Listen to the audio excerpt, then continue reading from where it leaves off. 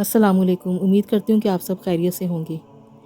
ایک بندہ روز کام کرتا ہو اور اسے بدلے میں فیس 500 روپے ملے، اور ایک دن جب وہ کام پر جائے تو اس کا مالک اس کو بولے کہ تمہاری فیس 500 روپے نہیں بلکہ آج سے تمہیں 500 دینار ملیں گے۔ اب آپ بھی سوچیں گے کہ اس کا خوشی کے مارے کیا حال ہوگا، کہاں 500 روپے اور کہاں 4.5 لاکھ روپے۔ وہ خوشی خوشی گھر واپس آئے، اور یہ کیا، وہ گھر آ کر دیکھے کہ جو اس کا بدترین شرارتی ظالم ہمسایہ تھا، جو دن رات اس کے گھر میں اس پر گندگی غلاظت پھینکتا تھا، وہ پڑوسی اپنے چیلوں سمیت زنجیروں میں جکڑا ہوا ہے، اور کچھ طاقتور لوگ اسے پکڑ کر لے جا رہے ہیں۔ واہ، اتنے بڑے دشمن سے جان چھٹ گئی، یہ تو دوسری بڑی خوشی ہوگی۔ وہ جب یہ خوشیاں لیے اپنے گھر داخل ہوا تو وہاں ایک صاحب کا فون آیا کہ میں آپ کے لیے سونا سستا کر رہا ہوں، بس آپ 1 تولے کے پیسے دیں اور 70 تولے لے جائیں۔ اس کی تو خوشی کی انتہا نہ رہے گی، کہاں 1 تولہ، کہاں 70 تولہ۔ وہ تو سوچے گا کہ واہ، میں تو دنوں میں ہی مالدار ہو جاؤں گا۔ بس اسی طرح اس کے تمام کام جو خراب تھے وہ ٹھیک ہونے لگے، اور ایک خوشی کے بعد دوسری خوشی اور دوسری کے بعد تیسری خوشی، گویا اس پر تو خوشیوں کی بارش شروع ہو گئی۔ اب وہ تو یہی چاہے گا کہ اللہ کرے یہ ساری زندگی مجھے ایسی ہی خوشیاں ملتے رہیں، میری موت تک، زندگی کی آخری سانس تک میرے ساتھ یہی معاملات رہیں، یہ خوشیاں ہمیشہ رہیں، کبھی ختم نہ ہوں، صرف 1 مہینہ نہیں، یہ سارا سال ہی خوشیاں رہیں۔ اب آتے ہیں اصل بات کی طرف۔ اللہ تعالیٰ نے ہمیں دنیا میں بھیجا اور حکم دیا کہ تم دنیا میں رہتے رہو، اپنی آخرت کا سامان تیار کر کے اپنے لیے آگے بھیجتے رہو۔ جب آخرت میں تمہاری ہمیشہ کی زندگی شروع ہوگی تو یہ سامان تمہارے بہت کام آئے گا، اور جو یہاں رہتے ہوئے اپنے لیے سامان آگے نہیں بھیجے گا وہ وہاں بہت زیادہ پچھتائے گا، بہت حسرت کرے گا، اور بار بار کہے گا کہ مجھے دنیا میں دوبارہ بھیجا جائے۔ اب مجھے راز سمجھ آ گیا ہے، میں دنیا میں جا کر اپنی آخرت کے لیے بہت سامان بھیجوں گا، اور دنیا میں جا کر دنیا بنانے میں غافل نہیں ہو جاؤں گا۔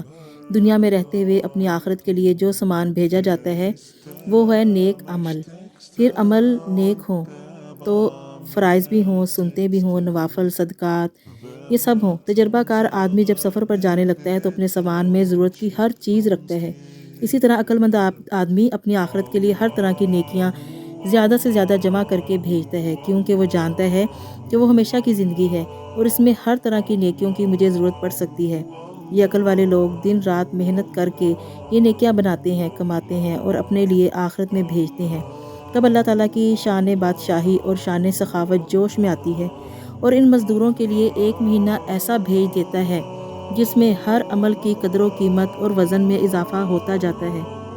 اس مہینے میں نفل عبادت کرو تو فرض کے برابر ہو جاتی ہے، گویا کہ پاکستانی کرنسی اچانک دینار بن جاتی ہے، اور اس مہینے میں 1 فرض ادا کرو تو اس کا وزن 70 فرائض کے برابر ہو جاتا ہے، گویا کہ سونا 1 تولے کی قیمت میں 70 تولے۔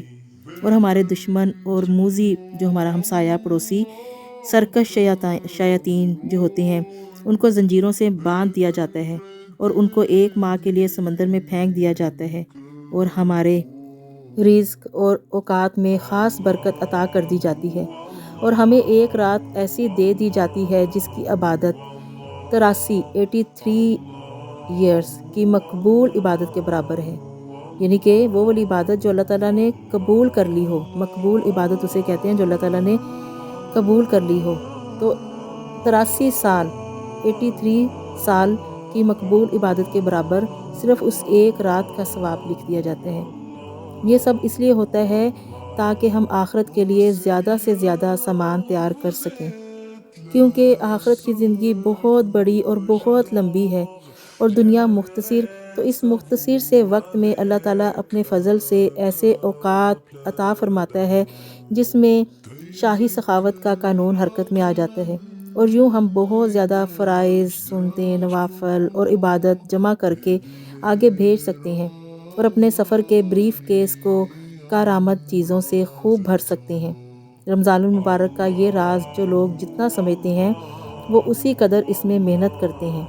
اللہ تعالیٰ ہمیں بھی زیادہ سے زیادہ نیکیاں بنانے اور کمانے کی توفیق عطا فرمائے، آمین ثم آمین۔